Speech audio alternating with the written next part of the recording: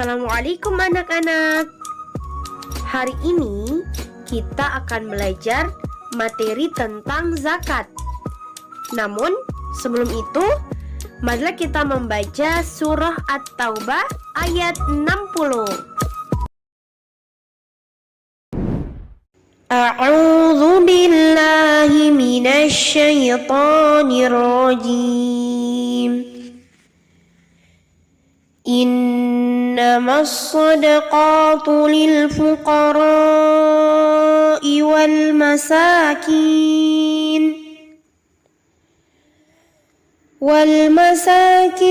والعاملين عليها والمؤلفة قلوبهم وفي الرقاب والغارمين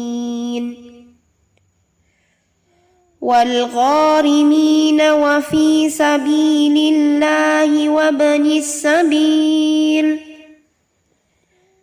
فريضة من الله والله عليم حكيم.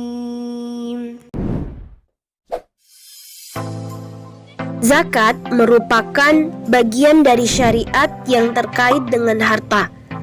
Zakat termasuk model pembelanjaan harta untuk kepentingan dan kemaslahatan umat. Banyak sekali manfaat dan kemaslahatan umat yang dapat diambil dari zakat. Kemiskinan, kebodohan, keterbelakangan, dan kebutuhan lainnya dapat diatasi dengan pemberdayaan harta zakat. Ditinjau dari segi bahasa, kata zakat merupakan kata dasar berbahasa Arab yakni zaka, yang berarti suci, berkah, tumbuh, bersih, dan baik. Dengan demikian, zakat itu membersihkan atau menyucikan diri seseorang dari hartanya. Secara lahiriah, ketika berzakat, harta akan berkurang. Namun, dalam pandangan Allah, tentulah tidak demikian, karena dengan berzakat akan membawa keberkahan dan pahala yang bertambah. Dengan zakat pula akan menciptakan perkembangan material dan spiritual untuk orang-orang yang berhak menerimanya, serta mengembangkan jiwa dan kekayaan bagi orang-orang yang diwajibkan untuk berzakat. Adapun kata zakat menurut istilah syariat berarti mengeluarkan sebagian harta yang diberikan kepada orang-orang tertentu setelah memenuhi syarat-syarat yang ditetapkan. Syarat-syarat harta yang dizakati adalah sebagai berikut. Pertama, milik sempurna, artinya harta tersebut milik sah dan dikuasai oleh pribadi muslim. Kedua, harta tersebut dapat berkembang atau berpotensi untuk berkembang. Ketiga, telah mencapai hisab, yakni batas minimal harta sehingga wajib untuk dizakati.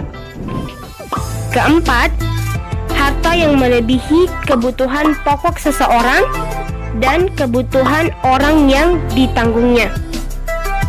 Keempat, telah mencapai haul, artinya harta itu telah dimilikinya selama 1 tahun. Kewajiban membayar zakat merupakan rukun Islam yang ketiga. Sebagai rukun Islam yang ketiga, kewajiban membayar zakat berbeda dengan rukun Islam yang lain. Semua rukun Islam merupakan amalan ta'abbudiyah kepada Allah. Namun, zakat tidak hanya berhubungan dengan Allah, hablum minallah, tetapi juga berhubungan dengan manusia secara langsung. Tujuan disyariatkan zakat yang pertama untuk membersihkan diri dari sifat kikir, tamak, dan serakah dari kepemilikan harta. Kedua, untuk membersihkan dan menyucikan jiwa dan harta muzaki. Ketiga, menghindari kecintaan pada duniawi semata. Keempat, mendidik manusia untuk berdisiplin menunaikan kewajiban.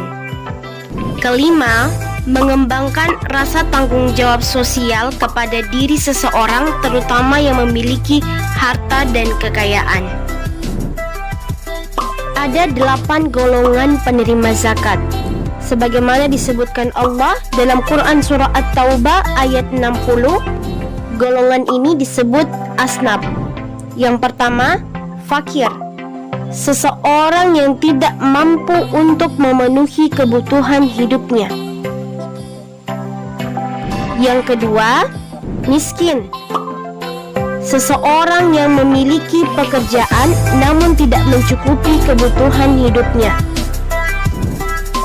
Yang ketiga, amil, seseorang yang ditunjuk oleh pemerintah dan masyarakat sebagai petugas zakat. Keempat, mu'allaf, orang yang baru masuk Islam yang diharapkan tetap istiqomah. Kelima, riqab, mencakup orang Islam yang ditawan oleh orang kafir. Keenam, gharimin, orang yang memiliki hutang untuk kepentingan yang dibolehkan, bukan untuk maksiat. Ketujuh, fi sabilillah, dana kemaslahatan umat Islam untuk menuju ridha Allah, seperti membangun masjid dan lain sebagainya. Kedelapan, ibnu sabil, seseorang yang dalam perjalanan jauh dan tidak bertujuan untuk bermaksiat kepada Allah. Dalam syariat Islam, zakat dikelompokkan menjadi 2 bagian. Pertama, zakat harta atau zakat mal adalah mengeluarkan sebagian harta yang dimiliki oleh seseorang sesuai ketentuan syariat untuk membersihkan dan menyucikan harta tersebut. Kedua, zakat fitrah atau zakat wajib yang bertujuan untuk membersihkan jiwa setiap muslim, baik laki-laki maupun perempuan, besar maupun kecil, merdeka ataupun budak yang memiliki kelebihan harta di akhir bulan Ramadan. Adapun perilaku mulia yang mencerminkan penghayatan terhadap ibadah zakat adalah sebagai berikut. Pertama, senantiasa bersyukur kepada Allah karena dapat melawan hawa nafsu dari sifat bakhil dan tamak. Kedua, adanya kepedulian terhadap sesama yang mengalami kesulitan, terutama kesulitan ekonomi. Ketiga, rendah hati, karena menyadari bahwa harta yang dimiliki adalah titipan dari Allah. Keempat, memiliki keyakinan bahwa segala kebaikan yang dilakukan di dunia akan dibalas oleh Allah dengan kebahagiaan di dunia dan di akhirat.